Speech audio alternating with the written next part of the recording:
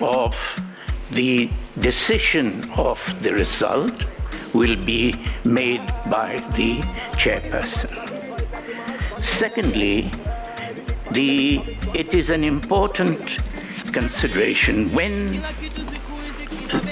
yesterday the question arose of the two aspects. One, that although there was a further day still in hand, the chairperson rushed to judgment without the 27 constituency results because of the doctrine of necessity, said Counsel Professor Kindiki in justification of this. The doctrine of necessity was not necessary at all. There was no crisis at that moment. They were, he has indicated, in great danger of their lives. But 20 minutes later, they were shaking hands with his client, and his client was shaking hands with a very able-bodied chairperson. Nobody left that hall in the imminent expectation of watching carnage and bodies lying all over the floor. No one. There were church people, 2 rows of church people. There were, and I am grateful to them, the choirs who had kept us not entertained only, but inspired through those hours and hours. There was no imminent danger. This continuous, they could not resist the temptation of showing a still photograph in order to show that there was a necessity. No, there was not. And it is very important to realize that we do not use these exaggerated criteria in order to come to a justification of plain wrong. The issue was the Constitution being followed or not?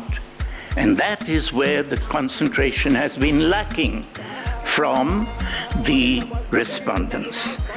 An important aspect of this, of bringing forward the doctrine of necessity, is that it is a very dangerous legal justification. It shows the need to bypass the constitutional justifications and arrive at a subjective, convenient, and self-serving justification. And it is dangerous because it has been used before by lawyers as eminent as Professor Kindiki. It has been used in Rhodesia after the UDI, Unilateral Declaration of Independence, to hang freedom fighters who were resisting the Universal Declaration of Independence.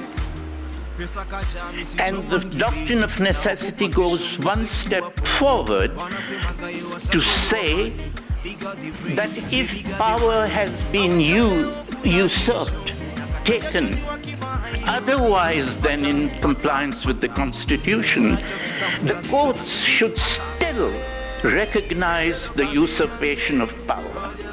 And they were hung, not only in Rhodesia, but in Pakistan. After a coup, their courts accepted that the doctrine of necessity, the acknowledgement of what was shown to be the new Grundnorm, would have to be acknowledged. And so the coup was all right. And so my learned friend, the professor, is saying, you too must acknowledge. And what does the doctrine of necessity always acknowledge? It acknowledges wrongful taking of power. And the Grundnorm is thereby changed, and therefore the court must accept it. So they're basically saying to you, recognize there was need, recognize that the chairperson did this out of necessity,